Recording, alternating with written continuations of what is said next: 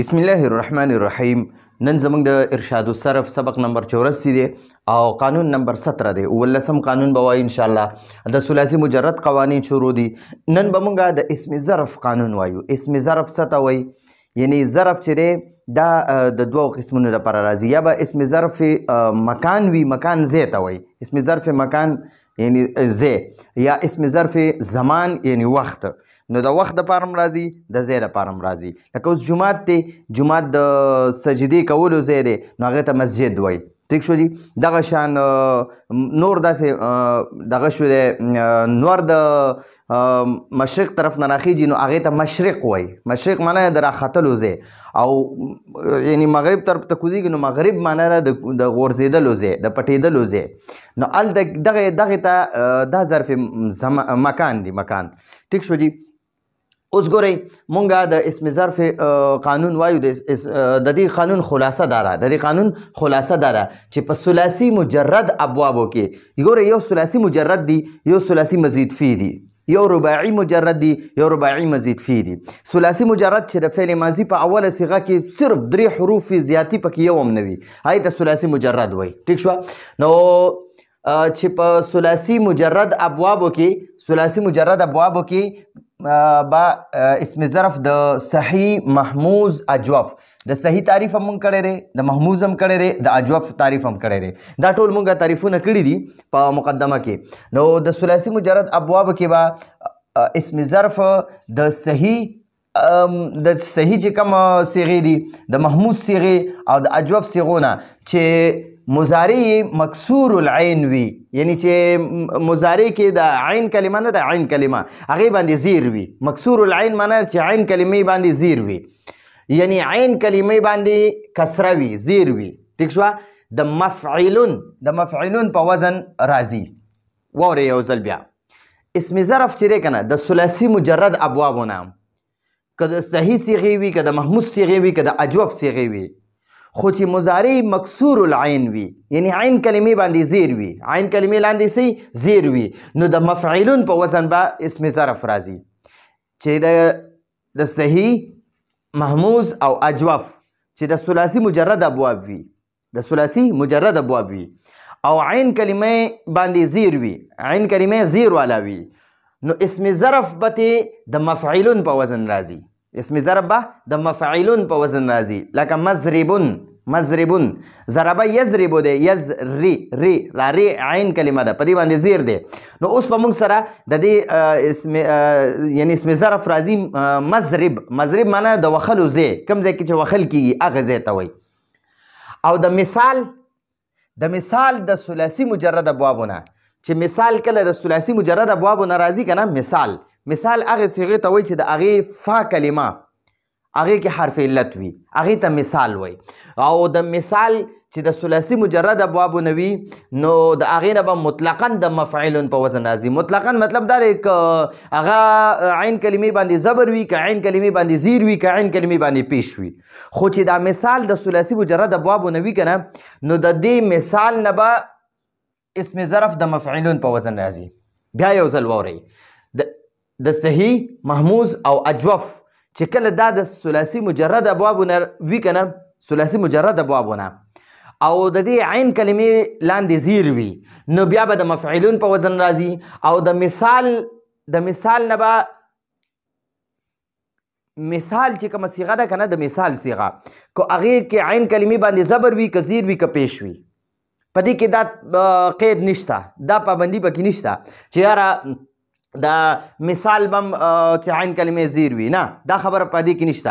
دا چې عین کلمې زیر وي دا قید، دا پابندي صرف د صحیح، محموز او اجوف په بابونو کې دي چې کله دا د ثلاثي مجرد ابوابونه وي. نو د دې عین کلمه چې زیر والا وي که نه، نو اسم ظرف په مفعلون په وزن راځي. او د مثال که عین کلمه باندې زبر وي، که زیر وي، که پیش وي، خو د مفعلون په وزن به راځي. لکه دام د مفعلون په وزن راځي اسم ظرف، او د مثال اسم ظرف هم د مفعلون په وزن راځي. خو فرق پکې دا دی چې صحیح، محموز او اجوف کې به عین کلمې باندې زیر وي، او مثال کې به عین کلمې باندې زبر، زیر، پیش، درې حالاتو کې به د مفعلون په وزن راځي. ٹھیک شوه. د مطلقاً مطلب دا دی که مضارع مکسور العین وي او که مضموم العین وي او که مفتوح العین وي. مکسور العین معنی چې زیر والا وي، مضارع زیر والا وي، عین کلمه زیر والا وي. او مضموم العین چې عین کلمه باندې پیش وي، مفتوح العین چې عین کلمه باندې زبر وي. او که مثال واوی وي، واوی چې فا کلمه وو والا وي، وو. او که مثال یایی وي او که فا کلمه زیر وي یا وي یا. په هر حالت کې ګورئ مثال نه دی، مثال نه به مطلقاً اسم ظرف د مفعولون په وزن راځي، خو شرط دا دی چې دا مثال د ثلاثي مجرد ابوابونه وي. که د ثلاثي مزید فی ابوابونه وي نو هغه کې بله خبره ده. ٹھیک شوه؟ مثال چې کله ثلاثي مجرد ابوابونه وي که نه، که عین کلمې باندې زبر وي، که زیر وي، که پیش وي، د مفعولون په وزن به اسم ظرف ته جوړیږي. او که دا مثال واوی وي، مثال واوی معنی چې فا کلمې په ځای باندې وو وي، او مثال یایی معنی چې فا کلمې په ځای باندې یا وي. ٹھیک شوه؟ خو اسم ظرف به د مفعولون په وزن راځي، او ما هغه د مفعولون په وزن به راځي. د صحیح محموز او جوف نه به هم د مفعولون په وزن راځي، او د مثال نه به هم د مفعولون په وزن راځي. خو په صحیح محموز او جوف کې شرط دا دی چې عین کلمې باندې به زیر وي، او په مثال کې شرط نشته که عین کلمه باندې زبر وي، که زیر وي، که پیش وي. دا خبره پکې نشته دی. ٹھیک شوه؟ ها د مفعولون په وزن به راځي. د صحیح مثال ضربه یضربو، ضربه یضربو نه به ګورئ په دې یضربو کې ګورئ عین کلمې باندې زیر دی، عین کلمې باندې څه دی؟ زیر دی. په عین کلمې څه دی؟ زیر دی. ٹھیک شوه؟ په عین کلمې باندې زیر وي نو بیا به د دې نه د مفعولون مضربون بر وزن مفعولون په وزن راغی. دا د صحیح مثال شو. اوس د محموز مثال چې محموز څه ته وایي؟ چې فا کلمې کې حمزه وي، فا کلمه کې څه وي؟ حمزه وي. نو ګورئ ازاره یعذرو، نو په دې کې هم دا په مضارع کې عین کلمې باندې زیر دی، عین کلمې باندې زیر دی. نو د دې نه به معذرون راځي، معذرون د مفعولون په وزن به راځي، د مفعولون په وزن به راځي. ٹھیک شوه؟ اوس د اجوف مثال، نو په اجوف کې هم شرط دا دی چې عین کلمه به زیر وي، د مضارع عین کلمه به زیر وي. نو باع یبیعو، وګوره یبیعو کې دا عین کلمې ونه وګوره، دا اصل کې دی باع یبیعو، خو دا باع یبیعو شو. ٹھیک شوه؟ نو موږ به هغه اصل واخلو، باع یبیعو، دا اصل کې دی بیع یبیعو. نو ګورئ دلته کې دا یا چې ده که نه دا عین کلمه ده، عین کلمه دا مکسور العین ده، مکسور العین ده. نو اوس به موږ سره د دې کوم دغه چې دی د اجوف موږ سره اسم ظرف به د مفعولون په وزن راځي. نو مبیعون بر وزن مفعولون. ٹھیک شوه؟ نو موږ سره د صحیح مثال هم وشو، د صحیح مثال هم وشو، د محموز مثال هم را سره وشو، او دې خوا را سره د اجوف مثال هم وشو، د اجوف مثال هم وشو. ٹھیک شوه؟ اوس راځو د مثال واوی مثال. مثال واوی مثال ګوره، دا مثال واوی دی او مفتوح العین دی، مفتوح العین، عین کلمه باندې زبر دی. لکه وجله یوجلو،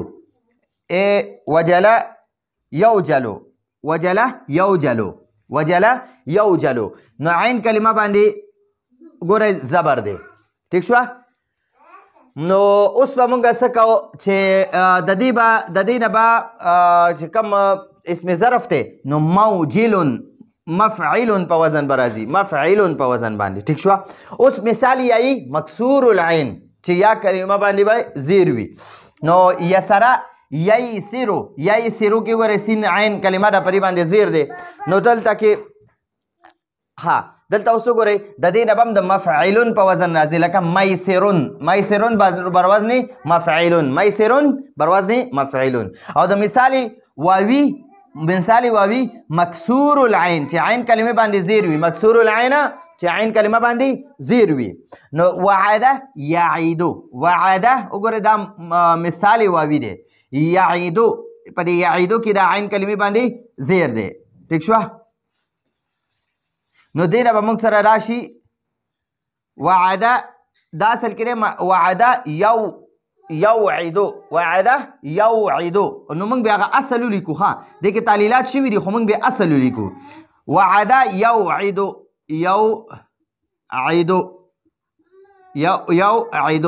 وعده یوعدو، وعده یوعدو. نو په دې یوعدو کې وګورئ عین کلمې باندې زیر دی نو وګوره موږ به د دې نه اسم ظرف موعدون په وزن راځي اسم ظرف دی د موعدون په وزن راغلی صحیح شو جی دا یو خبره موږ سره ختمه شوه یو خبره موږ سره ختمه شوه چې کله صحیح محموز او اجوف دا د ثلاثي مجرد ابوابو نه راشي او مضارع مکسور العین وي مضارع باندې زیر وي نو د ده نه به اسم ظرف د مفعلون په وزن راځي او د مثال چې کله د ثلاثي مجرد ابوابو نه وي که نه نو همیشه دپاره به مطلقا د مفعلون په وزن راځي مطلقا مطلب دا دی که مکسور العین وي که مضموم العین وي عین کلمه او که مفتوح العین وي او مثال واوی وي او که مثال یاوی وي خو اسم ضرب به د مفعلون په وزن راځي د صحیح مثال ضربه یضربون مضربون د محموز مثال ازر یأزرون مأزرون د اجوف مثال باع یبیعون مبیعون او د مثال واوی مثال چې کله مفتوح العین وي وجل یوجلو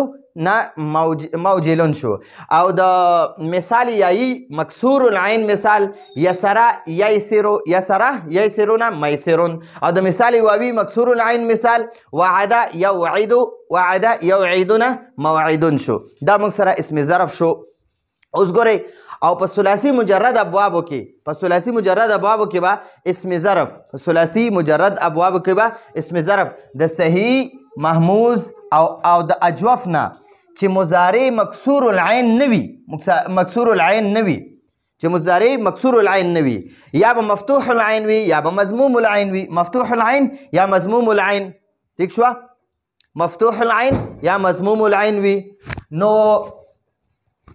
نو د دې به چې کوم اسم ظرف وي که نه هغه به د مفعلون په وزن راتلو د مخکې به مفعلون په وزن راتلو اوس به د مفعلون په وزن راځي اوس به د مفعلون په وزن راځي خو هغه دا دی چې اسم ظرف د صحیح محموز او اجوف چې د اسم ظرف به اله د مفعلون په وزن راځي چې مضارع مکسور العین نه وي یا مفتوح العین وي یا مضموم العین وي یعنی عین کلمه باندې یا به زبر یا به په عین کلمه باندې پیش وي نو بیا به د دې نه اسم ظرف د مفعلون په وزن راځي او د لفیف ناقص د لفیف نه او د ناقص نه او د مضاعف نه به مطلقا اسم ظرف د مفعلون په وزن راځي دې ته وګورئ د مفعلون په وزن باندې راځي ښه د لفیف نه به هم اسم ظرف د مفعلون په وزن راځي ناقص نه به هم اسم ظرف د مفعلون په وزن راځي او د مضاعف نه به هم اسم ظرف د مفعلون په وزن راځي د مطلقاً مطلب دا دی د مطلقاً مطلب دا دی که لفیف مفروق وي که لفیف مفروق وي او که لفیف مقرون وي په دواړو کې ټیک شوه او که ناقص واوي وي او که ناقص یایي وي ناقص واوي وي او که ناقص یایي وي او که مکسور العین وي او که مفتوح العین وي او که مضموم العین وي که عین کلمه باندې زیر وي که عین کلمه باندې زبر وي که عین کلمه باندې پیش وي خو د مفعلون په وزن به راځي ٹھیک شوه دا شرط په چا کې دی دا په لفیف ناقص او مضاف کې دی لفیف ناقص او مضاف کې دی ٹھیک شوه ښه اوس درته وایي د صحیح مثال درته وایي صحیح چې کله عین کلمه باندې ضمه وي ضمه نصره ینصرو ینصرو کې ګورئ دا صاد عین کلمه ده په باندې پیش دی نو د ده نه به منصرون په وزن راځي د مفعلون په وزن دلته به موږ په عین کلمه باندې په اسم ظرف کې فتحه لګو ٹھیک شوه او د فتحه یفتحو چې کله د صحیح نه یعنی د صحیح د مضارع عین کلمه باندې فتحه وي فتحه نو بیا به موږ سره د دې نه اسم ظرف د مفتحون په وزن راځي مفتحون بر وزن مفعلون هماغه لکه منصور مفتحون ٹھیک شوه دا شو را سره مسمع ٹھیک شوه او د محموز مثال چې کله عین کلمه باندې زبر یا پیش وي امر یامر کې وګورئ دلته په عین کلمه په مضارع کې د عین کلمې باندې پیش دی نو د ده نه به اوس مونږ اسم ظرف د مأمرون بر وزن مفعلون جوړو مأمرون بر وزن مفعلون وګورئ دلته کې په اسم ظرف کې دغه په عین کلمه باندې زبر دی د مفعلون په وزن دی مفعلون په وزن او د اجوف مثال چې کله عین کلمه باندې زبر یا پیش وي نو دلته کې موږ سره راسي قواله یقولو دلته په واو باندې زاوي قواله یقولو عین کلمه باندې پیش شو نو هغه هم دې مخکې له ورکو نو دا اصل کې موږ سره و ګورئ ورته قواله یقولو یقولو نو دا موږ سره بیا قال یقول شو، تعلیل هم پکې وکړو انشاءالله، تعلیلات را روان دي. نو د دې نه به د مقال په وزن راځي. قول یقولون به، قول یقولون به عین کلمه دا واو دی، ټیک شوه. دا اجوف ورته ځکه وایي چې په منځ کې حرف علت راغی، نو واو اجوف واوي دی. نو دلته کې په عین کلمه باندې وګورئ موږ سره پیش دی، یقولو کې عین کلمه باندې پیش دی. نو اوس به موږ سره د مقالون په وزن باندې راځي. د مقالون په وزن مفعلون، دا اصل کې مقولون دی، مقولون. نو موږ سره دا واو بیا په تعلیلاتو کې به موږ ته راځي چې کله واو باندې زبر وي او د واو نه مخکې حرف باندې هم زبر وي، نو بیا به موږ دا واو په الف باندې بدلو. نو د مقولون نه موږ مقالون کو، مقالون، ټیک شوه. نو دا د مفعلون په وزن باندې دی. او د ناقصي واوي مثال دعا یدعو، دعا دا اصل کې دعوه یدعو، دعوه یدعو، نو دې تعلیل شوی دعا یدعو شو. نو د ده نه به اسم ضرب مدعن په وزن راځي، مدعن، مفعل، مفعلون، مدعیون دی. نو بیا دا موږ تعلیل پکې شوی نو مدعن وایو. او د ناقص یایي مثال رما یرمی، رما یرمینا، مرمن، مرمن اسم ضرب موږ سره راغی مرمن.